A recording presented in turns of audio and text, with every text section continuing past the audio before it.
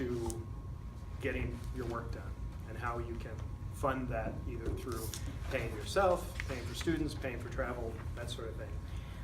And then I'd like to hear a little bit about the projects you're thinking of or why you're here or what you expect from the RSMPG committee or funding sources on campus. So kind of a two-way street with this. What I've handed out to you is the details of RSMPG, which are kind of pertinent to what's happening in the next couple months. And then I also gave you a list of my view of the funding sources on campus. So we'll go over that in just a second. Starting with RSMPG though, we kind of have a laundry list of categories. And you can read these in detail to kind of see where your work might fall under. But it looks like there's a lot of different categories, but frankly there's really two big ones. There's professional development, so that would be travel, attending workshops, conferences, that sort of thing. That's usually covered through RSMPG, or the Hemingway family has paid for a fund to do that. Then there's pure research, where you're just trying to do some work that maybe you're not ready to disseminate, but you want to get some work done on that. That would be a research grant. There's also the instructional improvements, so if you have things you want to try in class, new equipment that you need, or maybe a method you want to learn that you need to go off and get some training on, that's our instructional improvement grants.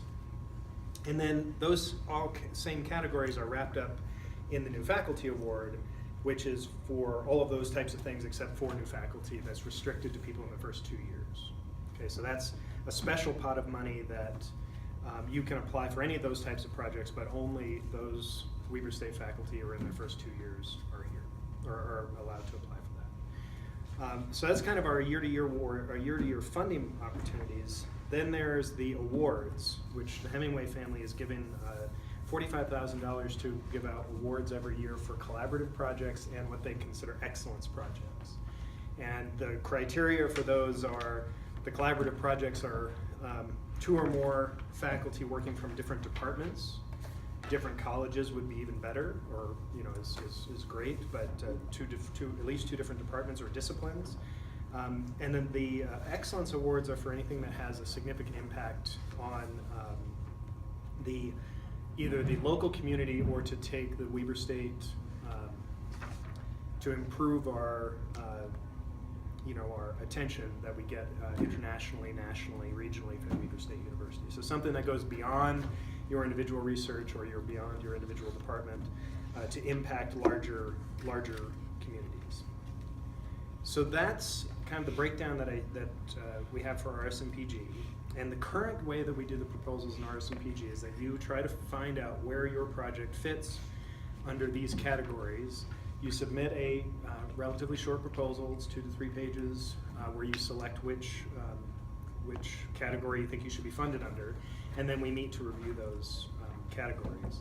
And that's exactly the way it's going to happen this fall. Next spring, however, we're piloting a new strategy to help with the fact that usually when people are asking for travel funding, they need to know sooner than when we make our deadline. So we're having a problem where somebody wants to go to a conference in February, they didn't know about the conference until November, they missed the fall deadline, they can't wait for the spring deadline, so they don't get to do that. So we're introducing a rolling deadline that will allow people to apply for travel funding without having to wait for the deadline for the full proposals. That also includes a much simplified proposal process. It's basically your name, your department, your authorization to travel from your chair and dean, a 250-word description of your reason for traveling, and the total cost of the travel. And then we would dispense a stipend. Well, it's not a stipend, it's a fixed amount to help defray some of those costs. What that amount is, we haven't quite decided on, but it's going to be about the average of what we usually give out on the travel awards.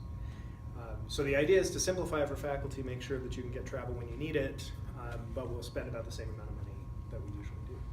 Okay.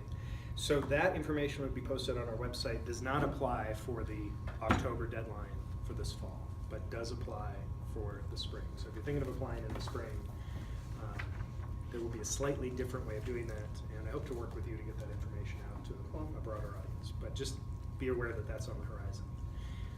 But we'll still fund the same categories, it's just some money will be set aside just for travel. That has a couple of benefits. One, the problem we're having is that when people apply for travel funding, it's usually very hard to distinguish. They're all quality projects because you've all done great work and you want to disseminate your knowledge and you have a good conference to go to. And it's really hard to pick and choose which ones we should fund and which ones we shouldn't. So hopefully this will just be on a rolling basis, first come, first serve, till the money runs out. And if the money starts running out, we can go to development and see if we can see more. Because that's the way that works. The other thing is it also means that when we're doing the full proposal review for any of these categories, we'll have fewer proposals so we can focus on the real research projects that need some scrutiny to see if they should be funded. Okay, so that's the advantage too. If you flip over this page, you can see these deadlines are for this fall, and this is exactly the way it's been done for the last several years. So if you've done this before, this shouldn't be anything new. Like I said, for spring there will be new deadlines and new information. RSMPG grants, just to give you an idea of the round numbers, we have the typical dollar amount for an RSMPG is about $3,000. It can be less, it can be sometimes a little more. But to put it in perspective, we have about $130,000 to spend per year, and we receive about anywhere from 30 to 50 proposals. So you can kind of take those two numbers and divide them, and you get an idea of how oversubscribed the RSMPG proposal is. So it is a source of money, but it is not a large source of money. So I think RSMPG is a great place to go to start to find some seed money to get things done. With that in mind, I have the sources of funding at Weber State for those of you who might be new here.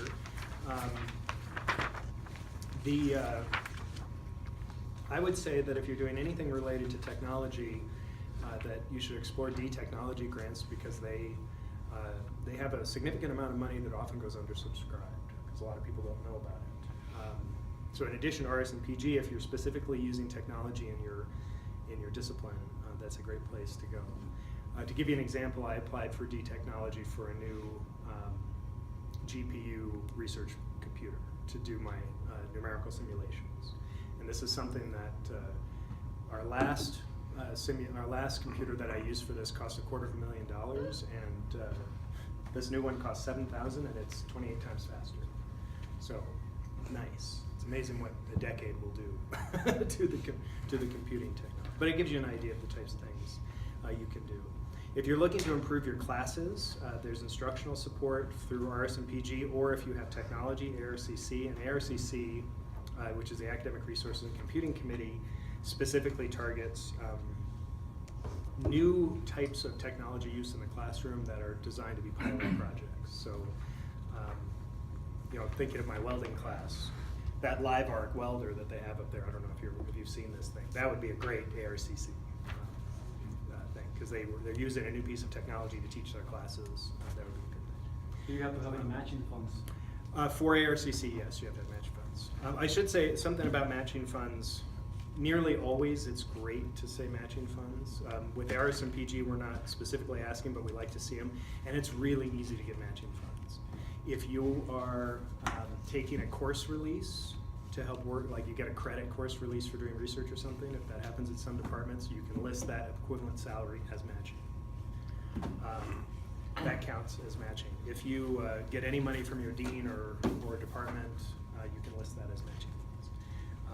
There are other clever ways to list matching funds. If you have student support from OUR or from a national organization, you list that as matching funds. So there are ways to show matching funds isn't so much how many dollars do I have to spend, but it's does the project have additional support? And that support can be in kind, and it can be it's just a way of showing that there's other people who are interested in this. Can I make a comment? Yes, please. All right, and I'm new to the committee, but I joined because the last 3 years I've gotten 5 of these 7 grants.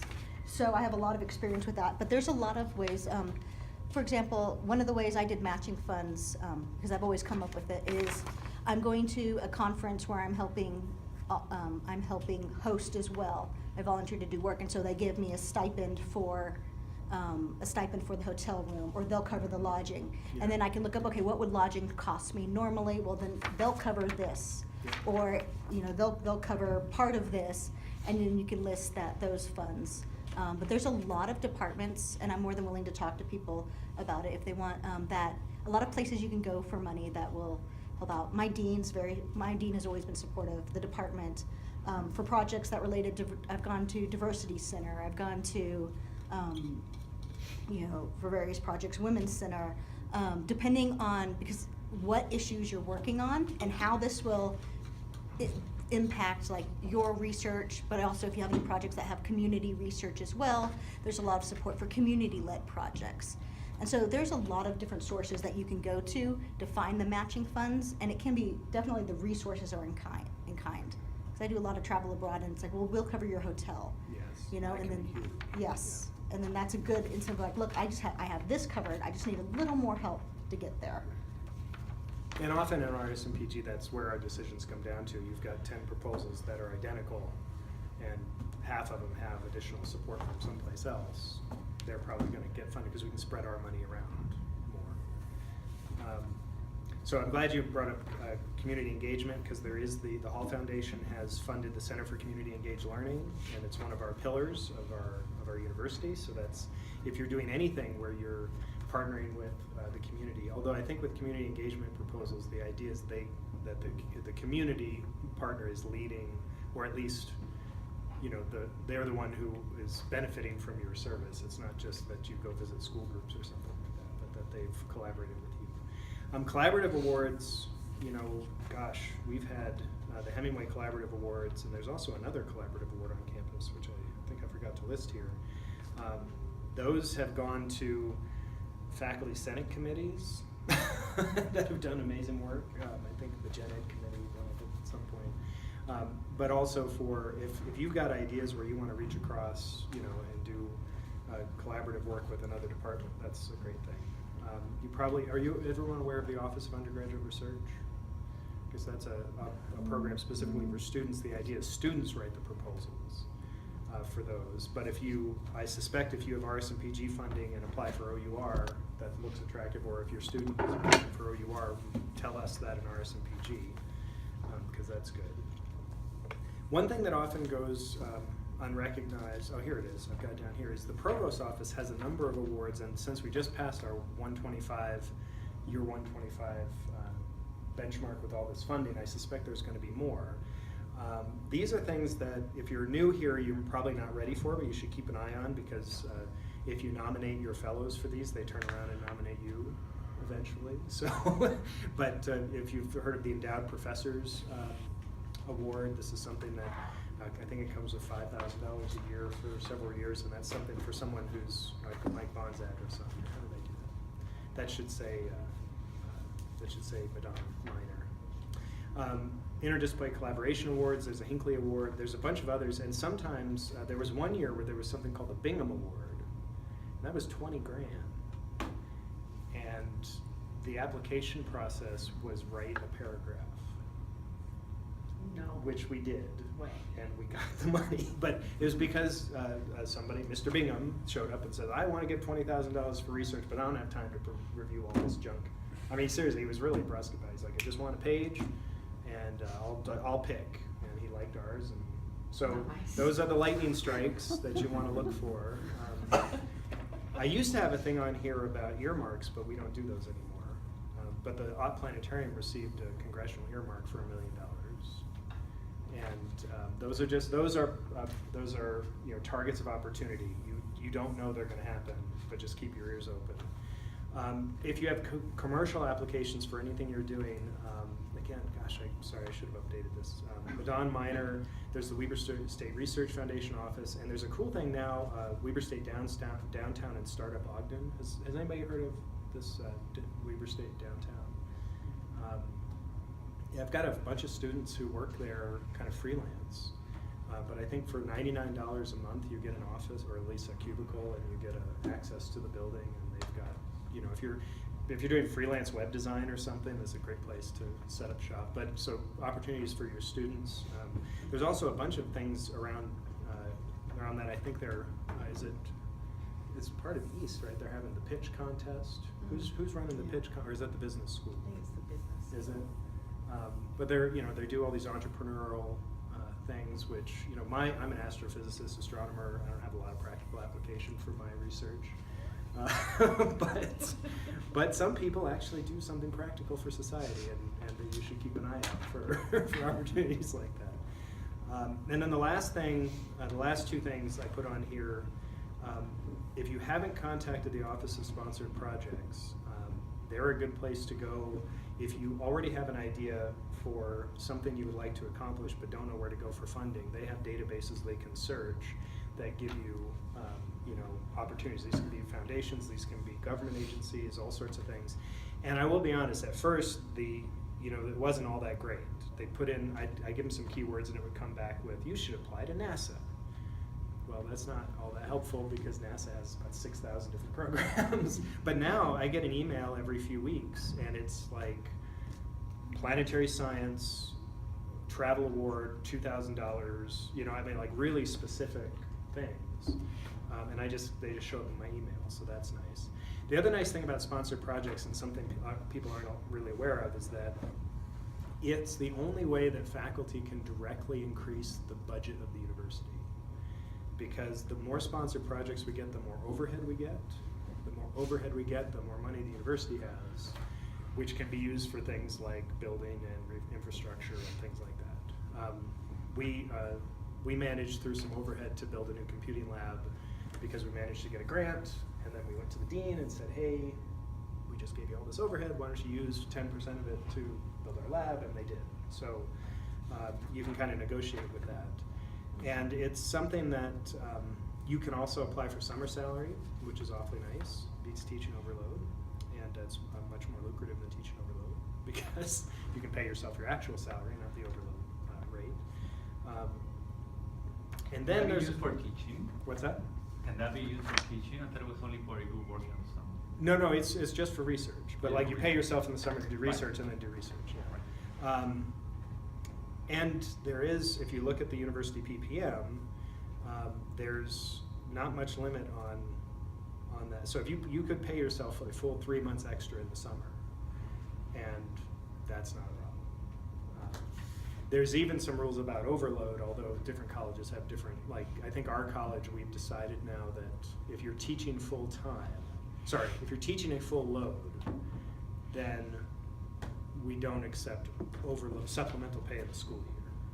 But that's a college by college thing. The other thing, and I'm just going to say this outright, university advancement, I used to have a really hard time asking people for money. But now they hooked me in and they take money out of my paycheck every month to pay for stuff at Weber State because I donate.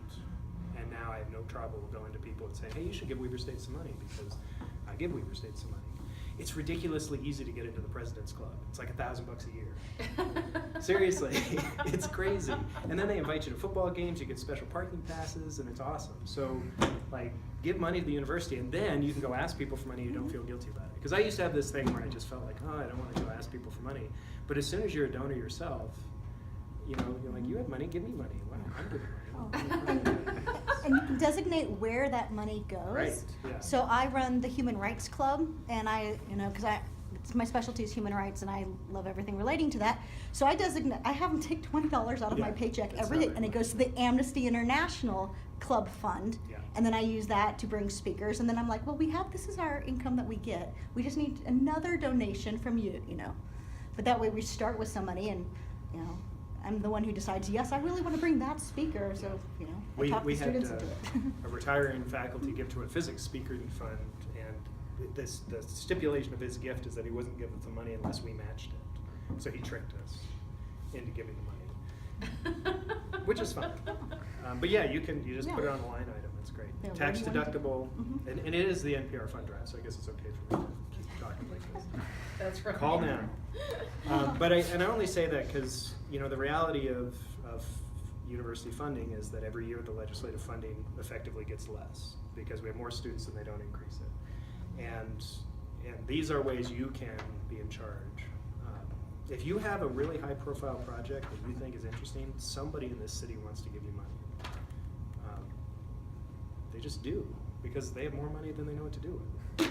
And I guess that's the way we do things now. We don't tax people, we just ask them for money, which is fine, that's great.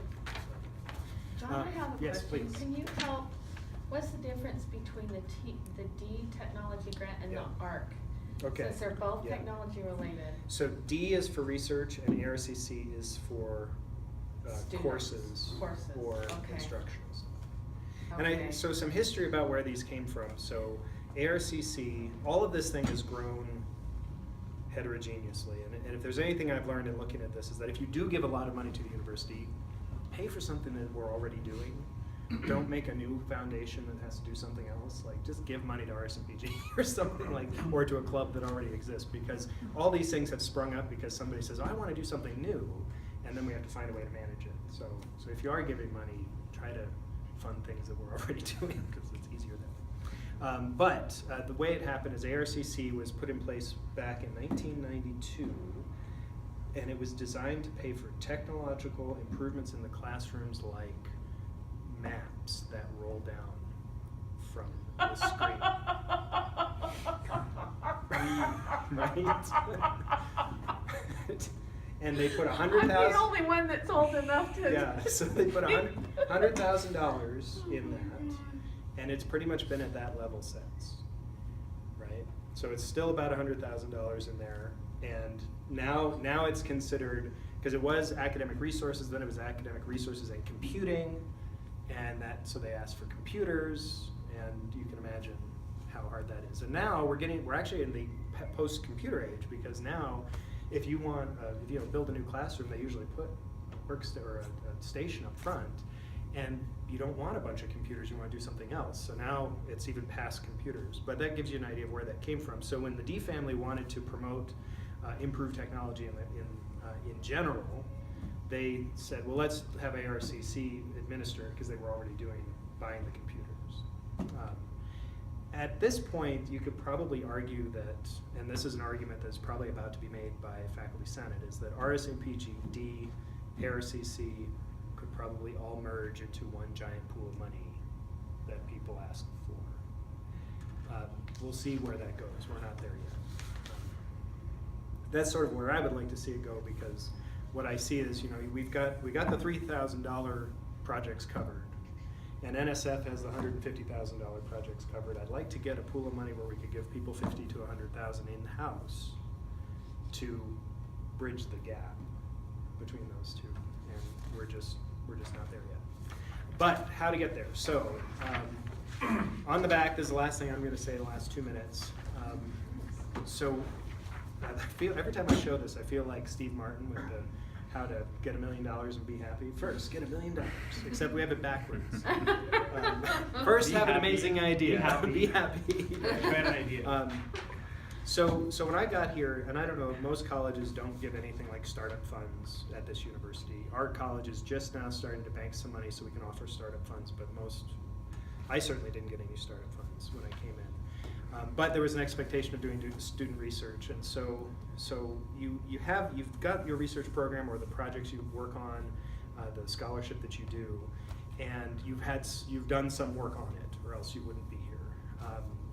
So what I would recommend you do is find some small sliver of that. It could be an extension of what you've been working on, or some new little piece, and identify that as a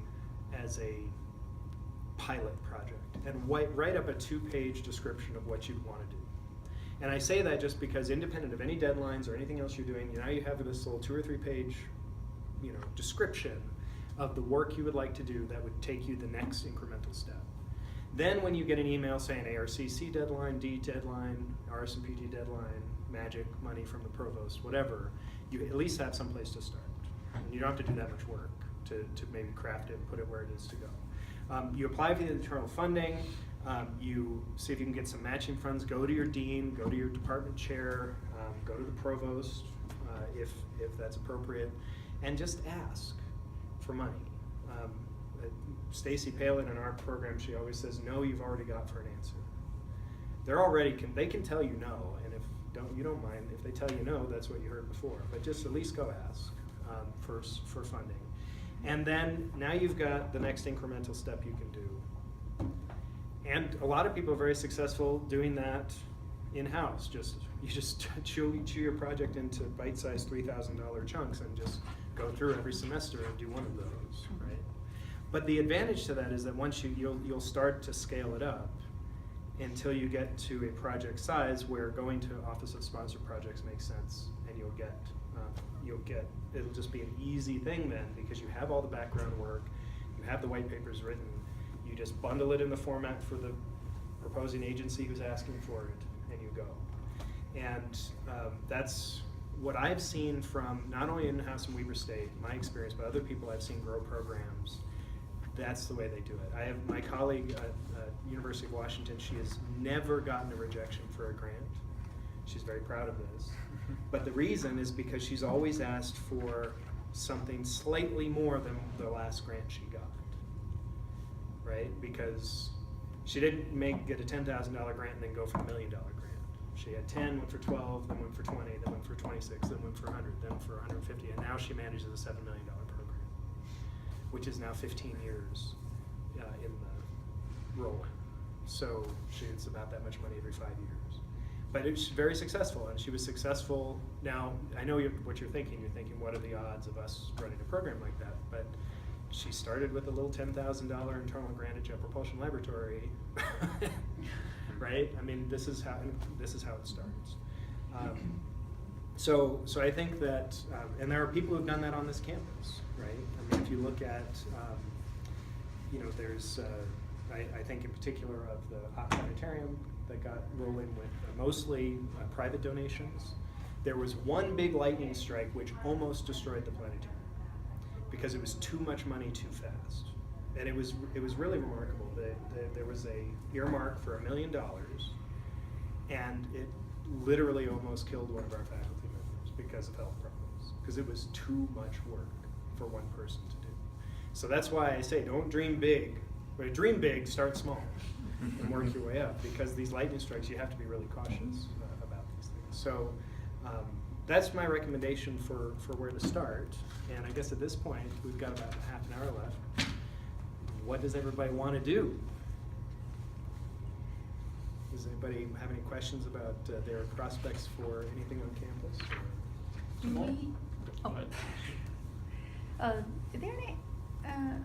Is there any template for this kind of proposal? Yeah. So there's so if you go to any of these websites, they have the proposal template, right? Form, the proposal form. We're working on a unified proposal template. I don't know how likely that is. We had a preliminary discussion with ARCC, and they seem to not be interested in that. You know, one thing that would be cool, instead of getting this sheet of paper, like as you're saying, trying to unify it, it's kind of like coming to the form. It's like, first thing, what is it that you want? You sort of do it by categories, and it auto-selects which are the the grants that you should be aiming for. Yeah. Instead of reading one by one, Yeah. because it always happens like, well, no, these guys, they're also sort of fun, very similar things. So then, which one should I apply? Yeah, so I'm glad you mentioned that, because Brett Ellis and Matt Kane and I are working on a website that will be like a flow chart that you go into and you say, these are the categories and then it says you should apply here. So yeah, we're working on that. That's just started. But yeah, that's an excellent idea. If we can get it with just a flow chart. Sorry if I send you an email. Oh yeah, sure. Yeah, thank you for coming. Right now, you can just check like multiple boxes. And everybody. Yeah. Right. Yes. Yes. Yeah. So one thing I can tell you about simplifying this from RSMPG's perspective, because you've got this, is next semester, we're just going to say, we're going to kind of distill this down into these are the projects we fund, and then we'll decide which category it comes out of. So you won't have to worry so much about, do I apply for this, do I apply for that? Other ideas or I was going suggestions? to ask if, so this is also for tenure track faculty. Only new faculty is specifically for tenure track, because we had to say, your first 2 years of your tenure track. Everything else is wide open. So collaborative, excellence, the research, instructional improvement, D. In fact, I think the only ones that probably, so the awards and recognition often have like endowed professors, tenured professor, not even just tenured track. But except for new faculty, It's wide open. Visiting faculty, fantastic. There is even a special pot of funding for adjunct faculty. But I don't think visiting, No. full-time visiting faculty would fall under that category. Yeah, you would be, I would consider you, faculty at the university, not eligible for new faculty. But yeah. One of the tips I found to be most helpful is definitely break it down into small categories.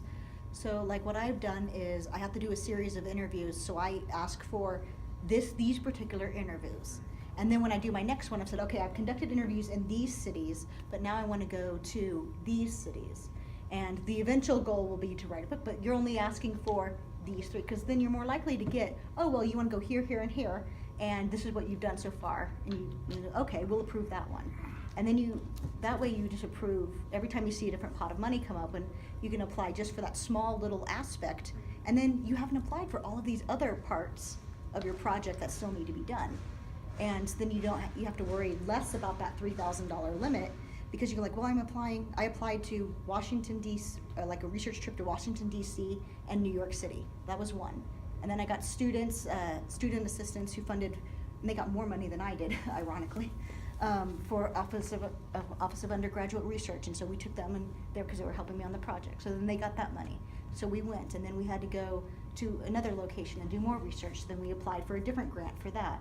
And then you just keep building, and it takes time and planning and organization, but you're more likely to get the small projects funded as you go. And then you just have to show you're making good progress. Here's what you have to show. Here's your proof. Here's how you're advancing on your overall project. But it's much easier to get things for the little small projects. You just have to think, how can I break it up? Maybe I lost for this one trip or this one small component, and then ask for others later. Yeah, and also if you then don't get one of the small components, that's not such a big deal because So what happens when you get money for one of those small components, but then you realize that you were bad at, financing or calculations of that financing, and the money just ran out?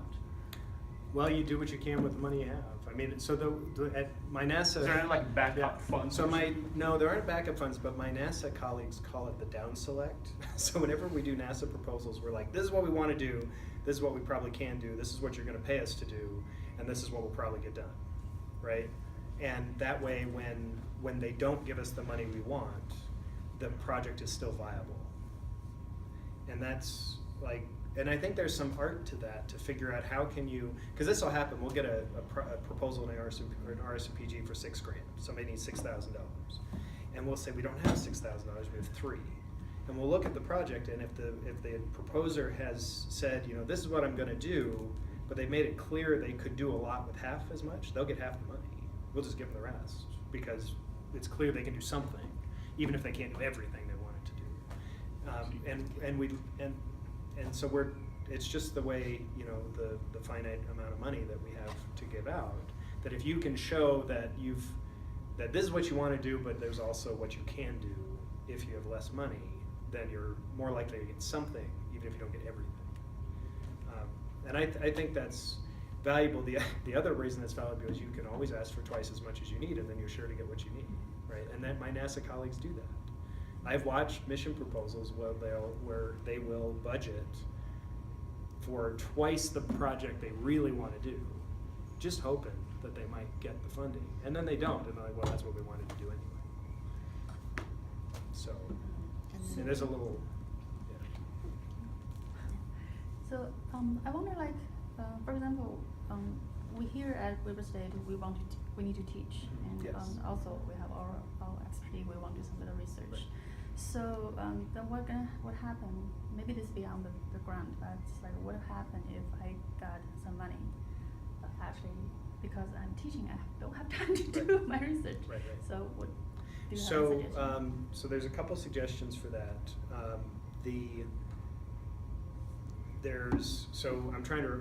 I'm trying to remember which category. There's ones where it's precluded, but I'm almost positive that there are certainly at the Hemingway Vitality and the research, you could apply for money to offset hiring an adjunct to cover one of your classes.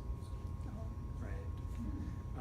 So that would be like applying for a course release and the funding. Now, that doesn't help everybody. Like, we've hired all of, well, until you got hired, we had hired all of the physicists in the area.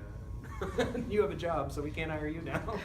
But we have, there aren't that many physicists in Ogden, Utah, so that doesn't help us so much. But if you're in English, you know, and you can hire somebody to pick up a composition class. No, but I think, I mean, aren't what you asked, like, if you get the money, some grants will say that you have 2 years to use Right. it, Yeah, yeah, otherwise yeah. you will Yeah. lose the money. So, Yeah. I mean, it doesn't have to be immediately within Yeah, yeah, that that's semester, also but you know true. that you're still preparing something Yeah. and you know in the following summer you will have Yes. enough time to work on it. Then you say, I still want to apply now because Oh, that's there, yeah. I you should hear also sometimes a specify, proposal yeah. that in a given semester, Yeah.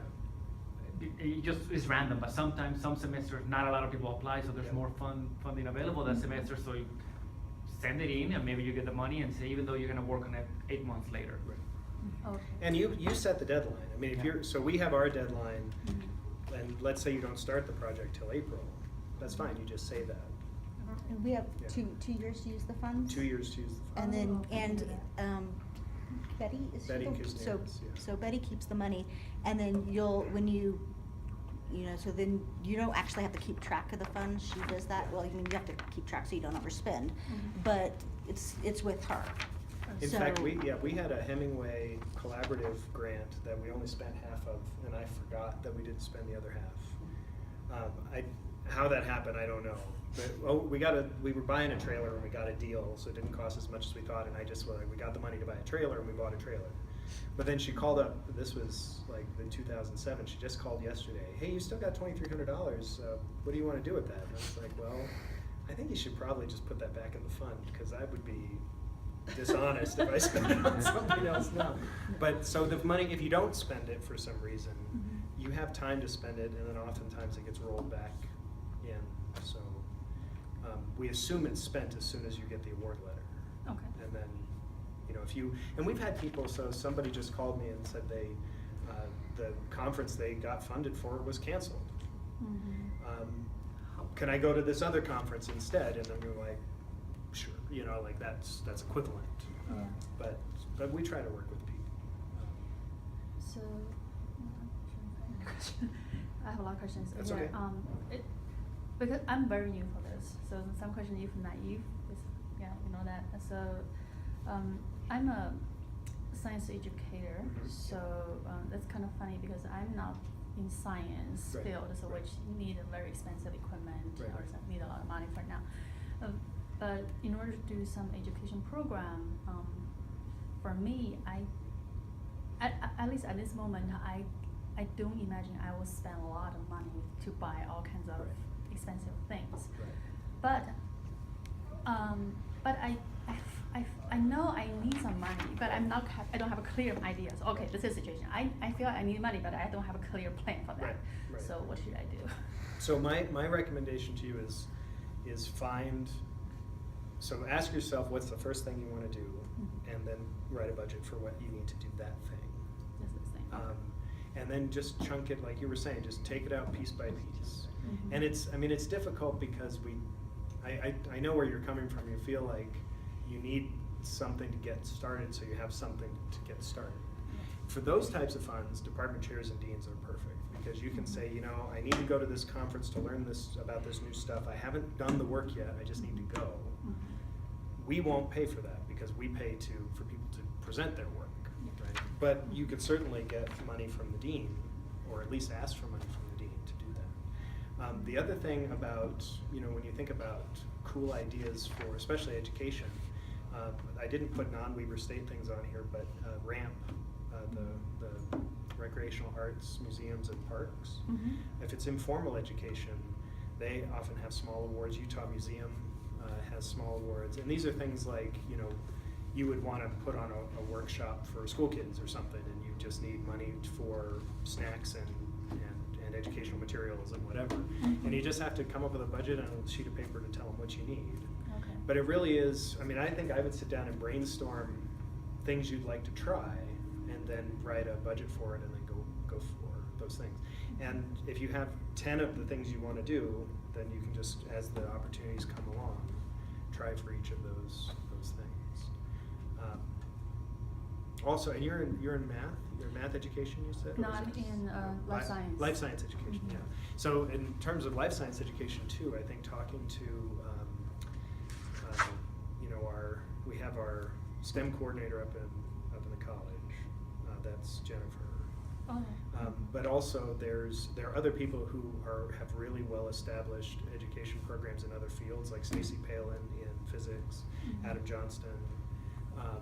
You know, oftentimes, so Stacy is kind of known as the person who has money to get projects started. So if there's something you want to do that's related to something and you just need a little bit of support, you can often ask to see, you know, is this something that the planetarium would partner with?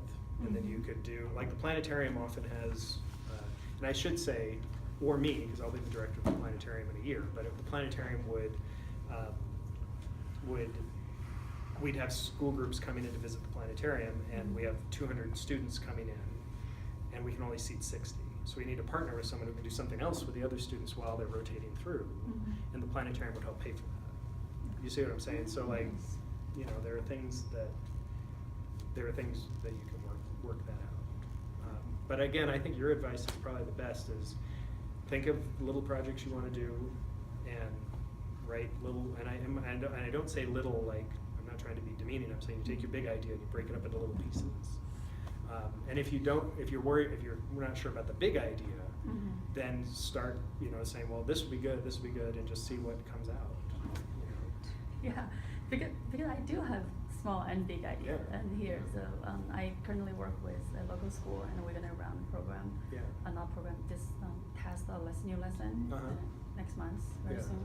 I can envision like if that become a successful lesson, we could definitely gonna expand that. I just learned that. I just feel like okay, but I still don't know like where the money gonna. Right. Well, so I would, afford that, if there are any materials you need for that program, Yeah. even if it's $500 or $1,000, ask us for the money, right? I mean, that's the place to start. So, you know, we funded, I remember ARCC once bought a faculty member an inkjet printer for $100. And it was kind of sad. It was a little sad because that they had to come and ask us for $100. I was like, you could ask your department chair for $100. No, but I mean, when you say like putting it together, I'm just thinking of my wife is coordinating the Spanish spelling bee and gets $100 from the copying center, $20 from here, $150 from the library, and at the end you put together the $2,000 that you need and pay for it. She was like, it feels weird asking for $80, but still $80 that you don't have before. And a lot of times they give you a little bit more. Okay, now I give you 100. So. I've had, my current project, I'm still working on the same project that I started with when I started. It's now been 4 different RSPG grants that I've submitted for it. That just this little project, but then when you get the money, it's easier than to be like, well, I've got this money, but I don't have quite enough. Can you, I just need another 500. Could you help me out on this? Or would you like to partner with this? And also, then if you start running short, you're like, oh, I'm running a little short. Can you, would you be willing to fund this particular speaker or this particular aspect?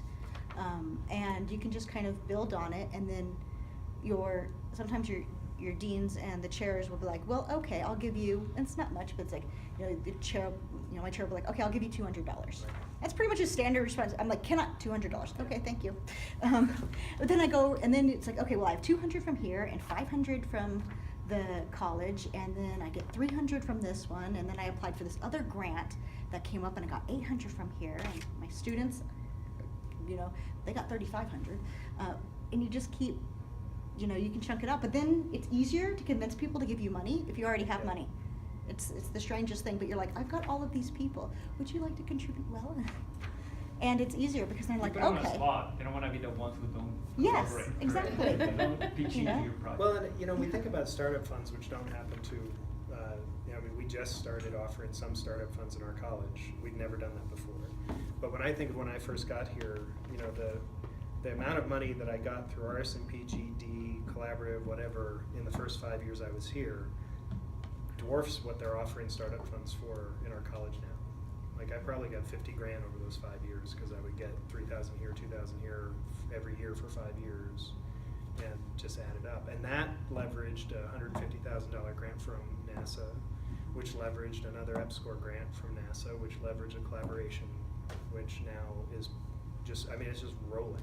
And I decided a long time ago that this is the amount of money I can manage every year. And so my collaborators, I said, I would like this much money, please. And I decided that because I teach, right? I didn't want to manage $1 million program. This is how much money I can handle, and it's enough to pay me in the summer and my students.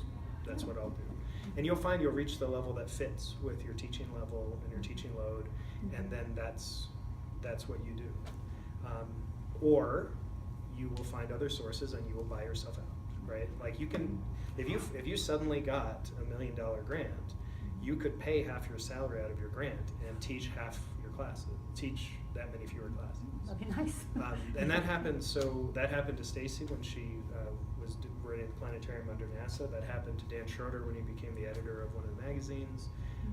Like the money then goes to pay if we have a visiting faculty member we hired, or we have money from here or there. But you can pay, so buy yourself out, and then you have more time to work on your research. Now that said, be very, very upfront about this. New faculty on the tenure track in particular, if you teach fewer than 12 credit hours per year, you are not eligible for tenure. So don't buy yourself out too much, but you can buy yourself out half time. But if that's something you want to do, I think that, well, are there any other questions you have for us or for me?